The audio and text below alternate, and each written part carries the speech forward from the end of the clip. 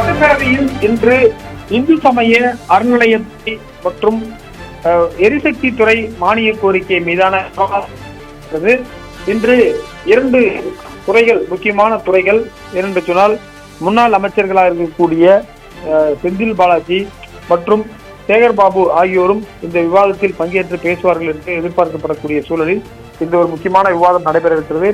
நேற்று முதலமைச்சர் தென் மண்டல முதலமைச்சர்களுடைய அந்த சவுத் ஜோன் மீட்டிங்ல பங்கேற்றதால முதலமைச்சர் சட்டப்பேரவைக்கு வரவில்லை. குறிப்பாக அதில் இந்த டீலிமிட்டேஷன் தொடர்பாகவும் மேகதாது அணை உங்களுக்காக தான் கட்டப்படுகிறது என்று கே சிவகுமார் பேசியிருப்பது குறித்தும் இன்றைக்கு எதிர்கட்சிகள் கேள்வி எழுப்ப திட்டமிட்டதாக தெரிகிறது. டீலிமிட்டேஷன் குறிப்பாக அந்த விஷயத்தில் தமிழக அரசுடைய நிலைப்பாடு என்ன என்பது குறித்தும் அவர்கள் கேட்க இருக்கிறார்கள். ஏற்கனவே தமிழக வெற்றி கழகம் சார்பாக அது உங்கள் விளக்கமும் கொடுக்கப்பட்டிருக்கிற சூழலில் இந்த விவாதம் என்பது நடைபெற இருக்கிறது. இந்த பழனி கோயிலே 100 ஏக்கர் அந்த நிலம் தவறுதலாக பத்திரப்பதிவு செய்யப்பட்டது தொடர்பாகவும் எதிர்கட்சிகள் கேள்வி எழுப்பதற்கு வாய்ப்பு இருக்கிறது. அதே போல மின்சாரத்துறையில் பொறுத்தவரை ஆங்காங்கே மின்வெட்டுகள் ஏற்படுகின்றன, நிறைய இடங்கள்ல மின்சார கட்டணங்கள் கூடுதலாக வசூலிக்கப்படுகின்றன என்பன போன்ற விஷயங்கள் இருப்பதால் அது குறித்தும் கூட இன்றைக்கு சட்டப்பேரவையில் விவாதிக்கப்படுவதற்கான வாய்ப்பு இருக்கின்றது. ஒரு முக்கியமான துறையாக மின்சாரத்துறை இருக்கின்றது. மின்சாரத்துறையை பொறுத்தவரை அதிக அளவிலான மானியம் கொடுக்கக்கூடிய, குறிப்பாக தமிழகம் முழுவதும் 25 லட்சத்துக்கும் மேற்பட்ட இலவச விவசாய மின் இணைப்புகள் வழங்கப்பட்டு வருகின்றன. இதற்காக தமிழக அரசு மின்சார வாரியத்திற்கு ஏராளமான நிதியையும் கொடுத்து வருகின்றது. எனவே இது குறித்தும் கூட இன்றைக்கு சட்டப்பேரவையில் குறிப்பாக என்ன மாதிரியான விஷயங்கள் இந்த மின்சாரத்துறைக்கு கொடுக்கப்படுகின்றன, எவ்வளவு நிதி என்பது கொடுக்கப்படுகிறது என்பது குறித்தெல்லாம் குறிப்பாக அமைச்சர் நிர்மல்குமார் பேசியிருக்கிறார். குறிப்பாக 2 அமைச்சர்களுமே இந்த துறைக்கு புதிதாக வந்திருப்பவர்கள்.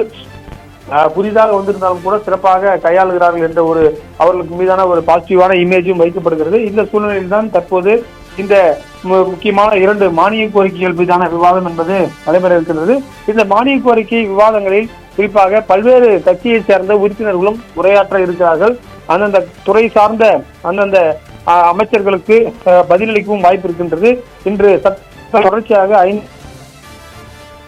சட்டப்பேரவையை பொறுத்தவரை இன்றுடன் பாத்தீங்கன்னா இந்த வாரத்திற்கான சட்டப்பேரவை நிறைவு பெற்று மீண்டும் திங்கட்கிழமை தான் கூடுகிறது. இன்னும் சட்டப்பேரவை 10 நாட்கள் மட்டுமே நடைபெற இருக்கிறது. நேற்றைக்கு உணவு மற்றும் கூட்டுறவுத்துறை மானிய கோரிக்கை மீதான விவாதம் நடைபெற்றது. அதில் அமைச்சர்கள் பலரும் பேசியிருந்தார்கள். உங்களுக்கு தெரியும், குறிப்பாக அமைச்சர்கள் குறிப்பாக காந்திராஜ், அதே போல உணவுத்துறை அமைச்சர் வெங்கட்ரமணன் உள்ளிட்டோரெல்லாம் பேசினார்கள். இந்த விவசாயத்துறை, குறிப்பாக இந்த எரிசக்தி துறை என்று சொல்லக்கூடிய மின்சாரத்துறையில் காற்றாலை மின்சாரம் உள்ளிட்ட பல்வேறு முக்கியமான விஷயங்கள்லாம் கூட எதிர்கட்சிகள் கேள்வி எழுப்பார்கள். முன்னாள் அமைச்சராக இருக்கக்கூடிய சிவசங்கர், அவரும் மின்சாரத்துறை அமைச்சராக இருந்தார். அவரும் சில விஷயங்களை பேசுவதற்கான வாய்ப்புகள் இருக்கின்றது. அதே போன்றது மற்ற அமைச்சர்களும் இதில் பல்வேறு கேள்விகளுக்கு பதிலளிப்பார்கள் என்று சொல்லப்படுகிறது. அது மட்டும் இல்லாமல் இந்த எலக்ட்ரிசிட்டி ஒரு முக்கியமான விஷயம் என்பது பாத்தீங்கன்னா, முக்கியமான 3 எலக்ட்ரிசிட்டி என்ஹான்ஸ்மெண்ட்டுக்கு 200 யூனிட் வரை கொடுத்திருக்கிறார்கள். இந்த அரசாங்கம் புதிதாக வந்தவுடன் தேர்தல் அறிக்கையில் சொன்னது போல 500 யூனிட் வரை மின்சாரம் யூஸ் பண்ணவர்களுக்கு முதல் 200 யூனிட் இலவசம் என்று சொல்லியிருக்காங்க. இதற்காக 1500 கோடி நிதி என்பது ஒதுக்கப்பட்டிருக்கிறது. இந்த நிதியை பொறுத்தவரை இந்த தமிழக சட்டப்பேரவையில் முக்கியமான ஒரு அம்சமாக பார்க்கப்படுகிறது. இந்த விஷயத்தை தமிழகம் முழுவதும் இருக்கக்கூடிய மின்சாரத்துறையில் இருக்கக்கூடிய பிரச்சனைகள் குறித்தும், அதே போல HRNC கோயில்களில் இருக்கக்கூடிய பிரச்சனைகள் குறித்தும், குடமுழுக்குகள் எந்த கோயில்களில் நடத்தப்படும், அதே போல கடந்த ஆட்சி காலத்தில் சேகர் பாபு அமைச்சராக இருந்தபோது இந்த தங்கம், குறிப்பாக சமயபுரம் உள்ளிட்ட முக்கியமான கோயில்களில் இருக்கக்கூடிய தங்கங்களை எடுத்து உருக்கி அதை ரிசர்வ் வங்கிகளில் முதலீடு செய்து அதன் மூலமாக ஒரு நிதி என்பது கிடைத்தது. அந்த திட்டம் மீண்டும் தொடருமா அல்லது கைவிடப்படுகிறதா என்பது குறித்தெல்லாம் கூட பேசுவதற்கு வாய்ப்பு இருக்கிறது. குறிப்பாக முதல் முறையாக அமைச்சராக வந்திருக்கக்கூடிய ரமேஷ் ஸ்ரீரங்கம் பகுதியைச் சேர்ந்தவர். அதே போன்று நிர்மல்குமார் திருப்பரங்குன்றம் பகுதியிலிருந்து வந்திருக்கிறார். கடந்த காலங்களில் HRNC மினிஸ்டர் சென்னையைச் சேர்ந்தவராக இருந்தார். தற்போது அவர் ஸ்ரீரங்கம், குறிப்பாக அங்க இருக்கக்கூடிய ஸ்ரீரங்கம் ரங்கநாதர் கோயில் என்பது ரொம்ப ஃபேமஸான கோயில், அந்த பகுதியிலிருந்து அவர் வந்திருக்கிறார். அவர் ஒரு படித்த இளைஞர். அதே போல நிர்மல்குமார் அவர்களை பொறுத்தவரை திருப்பரங்குன்றத்தில் இருந்து வந்திருக்கின்றார். அவரும் ஒரு கோயில் நகரத்தில் இருந்து தான் வந்திருக்கிறார். எனவே இன்றைக்கு முக்கியமான மானிய கோரிக்கை விவாதம் நடைபெறுகிறது. பேரவையின் அனைத்து நிகழ்ச்சிகளுமே நேரலையில் ஒளிபரப்பப்படுவதால், குறிப்பாக அனைவருமே வந்து ஒரு இன்ட்ரெஸ்டாக பார்க்கக்கூடிய பொதுமக்களும் அதிக அளவில் பார்க்கிறார்கள்.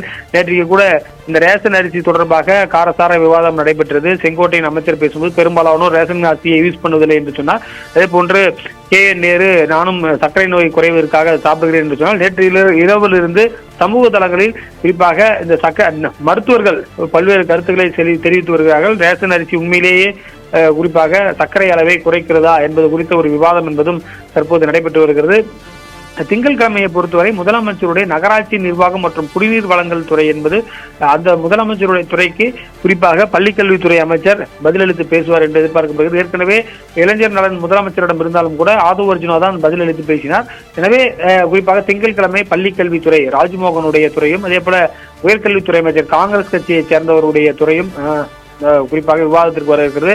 அடுத்த வாரங்களில் முக்கியமான துறைகள் தொழில்துறை தொடர்பான ஒரு மானிய கோரிக்கை விவாதம், குறிப்பாக பரந்தூர் விமான நிலையம் ரத்து செய்யப்பட்டிருக்கக்கூடிய சூழலில் அடுத்த இடம் என்ன என்று எதிர்க்கட்சிகள் கேட்கிறார்கள். அது குறித்தெல்லாம் பேசுவதற்கு வாய்ப்பு இருக்கிறது. குறிப்பாக மதுவிலக்குத்துறை மானிய கோரிக்கை மீதான விவாதமும் சமூக நலத்துறை போன்ற முக்கியமான காலை உணவு திட்டம் அதே போல மதிய உணவு திட்டம் அங்கன்வாடி பணியாளர்கள் குறித்த நலன் எல்லாம் இருக்கின்றது. அந்த அடுத்த வாரத்தில் நடைபெற இருக்கிறது. 15 நாட்கள் மானிய கோரிக்கைகள் மீதான விவாதம் நடைபெறும் என்று சட்டப்பேரவையில் சொல்லப்பட்டிருக்கிறது. அந்த அடிப்படையில் முதல் 5 நாட்கள் முடிந்துவிட்டது. இன்னும் 10 நாட்கள் மட்டுமே சட்டப்பேரவை நடைபெறும். செப்டம்பர் 8ஆம் தேதியோடு நிறைவடைகின்றன. சபாநாயகரை குறிப்பாக நேற்றைக்கு பேசும்போது பல்வேறு உறுப்பினர்கள் சபாநாயகரை வாழ்த்தி பேசக்கூடியதை பார்க்க முடியும். குறிப்பாக கரூர் மாவட்டம் குறிப்பாக குளித்தலை சேர்ந்த சந்திரன் என்ற திமுக MLA குறிப்பாக சபாநாயகர் நடுநிலையாக செயல்படுவதாக என்று பாராட்டினார். எனவே திமுக உறுப்பினர்கள் கூட சபாநாயகரை பாராட்டக்கூடிய சூழல் ஏற்படுகிறது.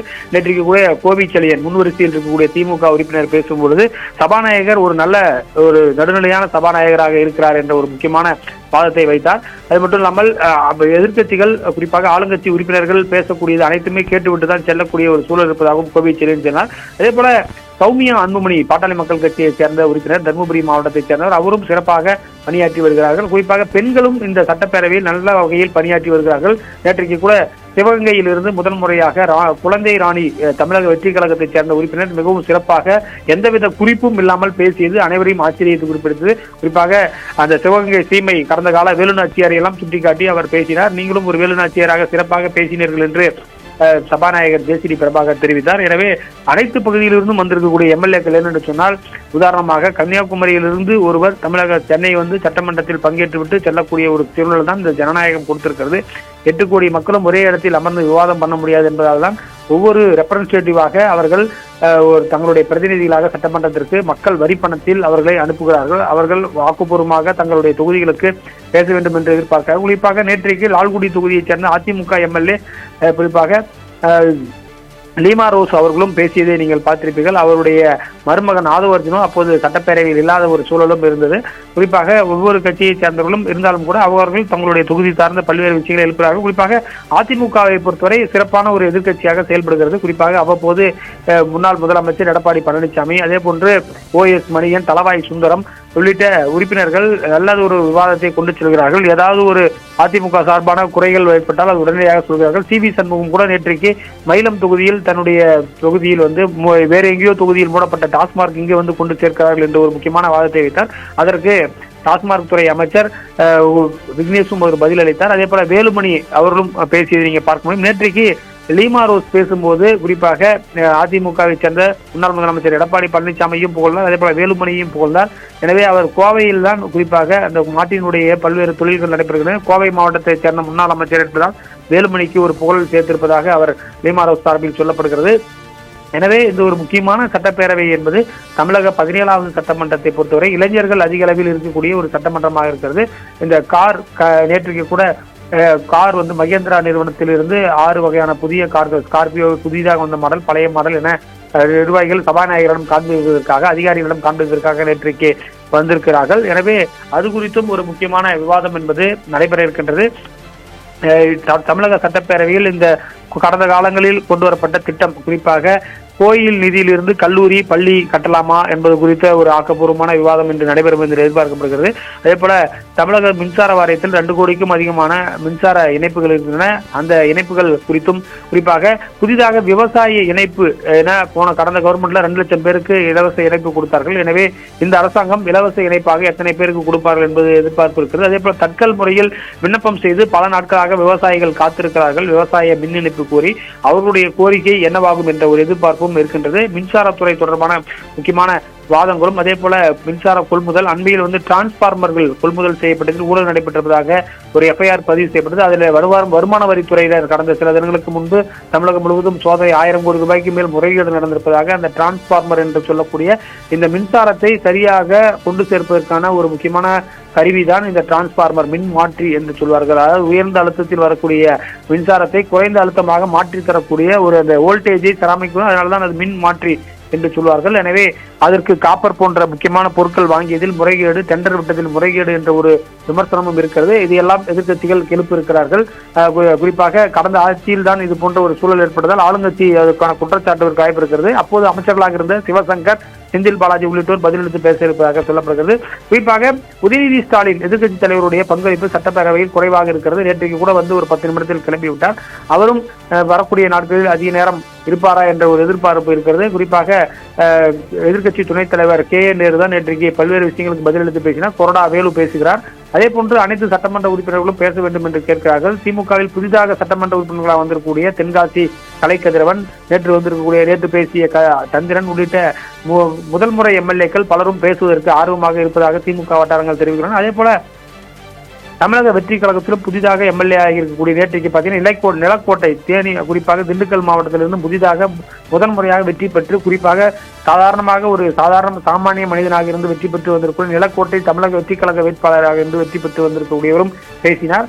அவருக்கும் சட்டப்பேரவையில் ஒரு வாழ்த்து அனைவரும் தெரிவித்தார்கள். எனவே தமிழக வெற்றி கழகத்தைச் சேர்ந்த முதன்முறை எம்எல்ஏக்கள் பலரும் பேரவையில் பேசி தங்களுடைய நேரலையில் காண்பிக்கப்படுவதால் தொகுதி மக்களிடம் தாங்கள் சட்டப்பேரவையில் இருக்கிறோம், தங்கள் மக்களுக்காக பேசுகிறோம் என்பதை காண்பிப்பதற்காக தமிழக வெற்றி கழகத்தைச் சேர்ந்த எம்எல்ஏக்கள், குறிப்பாக பல்லாவரம் காமாட்சி போன்றவர்களாக கடந்த காலத்தில் சில தினங்களுக்கு முன்பு பேசினார். எனவே ஒவ்வொரு எம்எல்ஏக்களும், குறிப்பாக மதுரை மத்திய தொகுதியில் இருந்து வந்திருக்கக்கூடிய முஸ்தபா, அவர் மதுரை மீனாட்சி அம்மன் கோயிலில் சுற்றுலாத்துறை சார்பாக ஒரு முக்கியமான கோரிக்கையை வைத்தார். எனவே ஒவ்வொரு எம்எல்ஏ, குறிப்பாக அதே போல முன்னாள் அமைச்சர் மூர்த்தியை தோற்கடித்த மதுரை கிழக்கில் கார்த்திகேயன் வெற்றி பெற்றிருக்கிறார் தமிழக வெற்றி கழகம். அவரும் அந்த தொகுதி சார்ந்த பல்வேறு பிரச்சனைகளை எழுப்பி வருகிறார். அதே போல பார்த்தீங்கன்னா கேபி குப்பம் தொகுதியில் முதல் முறையாக வெற்றி பெற்று வந்திருக்கக்கூடிய தென்றல் குமார், அவரும் தன்னுடைய முதல் கன்னி பேசியை நேற்றையெல்லாம் பேசினார்கள். எனவே ஒவ்வொரு எம்எல்ஏக்களும் பேச வேண்டும் என்ற ஆர்வத்துடன் சட்டப்பேரவைக்கு வருகிறார்கள்.